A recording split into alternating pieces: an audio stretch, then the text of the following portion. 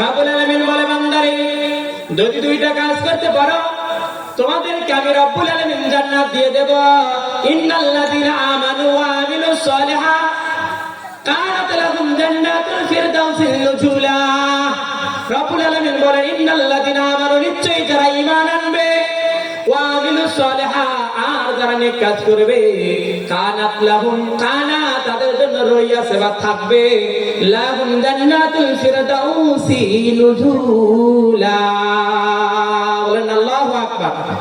আমার ভাইয়েরা এক নম্বর ইন্নাল্লাযীনা আমানু যদি তোমরা ঈমান আনো আমার ভাইয়েরা রে ঈমান আবার কি ঈমানের প্রথম সংখ্যাই হচ্ছে লা ইলাহা ইল্লাল্লাহু মুহাম্মাদুর রাসূলুল্লাহ।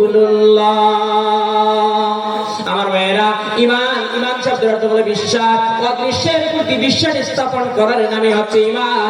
আর ঈমানের প্রথম সংখ্যাই হচ্ছে লা ইলাহা ইল্লাল্লাহু মুহাম্মাদুর রাসূলুল্লাহ। বলেন না সুবহানাল্লাহ।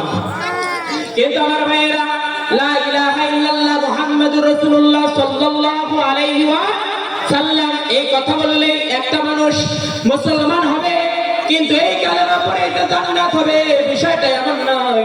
আমার ভাইরা রে হযরত আবু হুরায়রা রাদিয়াল্লাহু তাআলা আনহু ওমর রাদিয়াল্লাহু তাআলা আনহুর সামনে বলেছেন লা ইলাহা ইল্লাল্লাহ ফাদাখালাল জান্নাহ।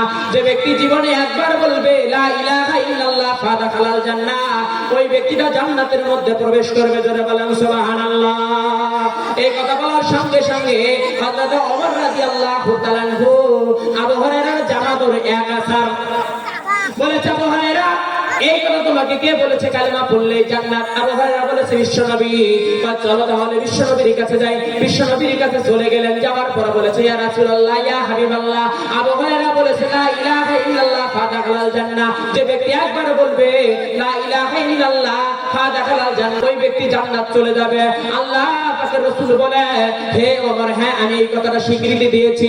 ওমর রাদিয়াল্লাহু তাআলা বলেছেন ইয়া রাসূলুল্লাহ ইয়া হাবিবাল্লাহ কিন্তু নবী গো আপনি তো এই কথাটা বলতে পারতেন লা ইলাহা ইল্লাল্লাহ দাখালাল জান্নাহ, কিন্তু আপনি এই কথাটা তো এইভাবে বলেছেন লা ইলাহা ইল্লাল্লাহ ফাদাখালাল জান্নাহ। যে ব্যক্তি জীবনে একবার বলবে লা ইলাহা ইল্লাল্লাহ ফাদাখালাল জান্নাহ অতঃপর সেই ব্যক্তি জান্নাতের মধ্যে প্রবেশ করবে।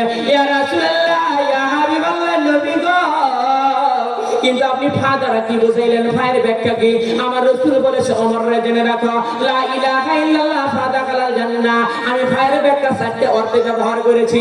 এক নম্বর আল্লাহ যা হালাল করেছে সেটাকে হালাল হিসেবে মানতে হবে, আল্লাহ যেটা হারাম করেছে সেটাকে হারাম হিসেবে মানতে হবে, আল্লাহ যেটা আদেশ করেছে সেটা আদেশ হিসেবে মানতে হবে, আল্লাহ যা নিষেধ করেছে নিষেধার্থে মেনে নিতে হবে।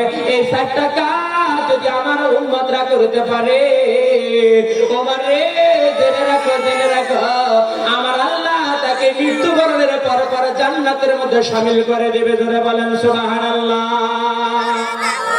তারপরে আসো আমিলুস সালিহাত ভালো কাজটাকে করতে হবে। আমার ভাইয়েরা রে ভালো কাজ করতে হবে। ভালো কাজ কি? ভালো কাজ হলো নামাজ পড়া, ভালো কাজ হলো কোরআন পড়া, ভালো কাজ হলো আলেম ওলামারে সালাম দেওয়া সম্মান করা। আমার ভাইয়েরা রে ভালো কাজ হলো মাদ্রাসার ছাত্রদেরকে লদিং খাওয়া। কথা বলেন ঠিক না বেটি? আমার ভাইয়েরা গভীর মনোযোগ লাগান। ভালো কাজ হলো সুন্দর করে মানুষকে খাদ্য দান করা। আমার ভাইয়েরা আল্লাহ পাক কিয়ামতের দিন নিজেই বলবেন হে দুনিয়ার মানুষেরা আমি রব্বুল আলামিন পৃথিবীর জমিনে ক্ষুধার্ত ছিলাম আমাকে কেন খাদ্য দেওয়া হয় নাই? আমি পিপাসার্ত ছিলাম আমাকে কেন পানি দেওয়া হয় নাই? আমি নিঃস্ব হয়ে গিয়েছিলাম আমাকে কেন সাহায্য করা হয় নাই? তখন হাসরবাসীরা বলবে আল্লাহ আপনি কি পানি খান, আপনি কি খাদ্য খান, আপনি কি পোশাক পরেন, আপনি কি নিঃস্ব হয়ে যান, আপনার কি টাকা পয়সার কি প্রয়োজন? তখন রব্বুল আলামিন হাসরবাসীদেরকে ডাক দিয়ে বলবে রে হাসরবাসীরা তোমরা কি জীবনে চোখ দিয়ে কোরআন পড়ো নাই? আমি আল্লাহ কোরআনের মধ্যে ঘোষণা করে দিয়েছি ওয়ালা ইয়াহুদ্দু আলা তাআমিল মিসকিন। আল্লাহু আকবার। আমার রব্বুল আলামিন বলেন ওয়ালা ইয়াহুদ্দু আলা তাআমিল মিসকিন হে হাসরবাসীরা, তোমরা যদি কোন ইতিম মানুষকে, তোমরা যদি মাদ্রাসার ছাত্রদেরকে, তোমরা যদি গরিব মিসকিনদেরকে যদি তোমরা খানা খাওয়াইলে হয়, সেই খানাটা আমি আল্লাহকে খাওয়ানো হতো।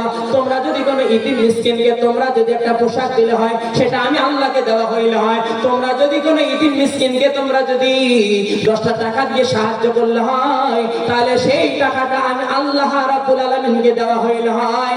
আজকে আমি রব্বুল আলামিন এই হাসরের মাঠে তোমাদেরকে সম্মান দিয়া আমি আল্লাহর জান্নাত পাঠিয়ে দিতাম রে বান্দা।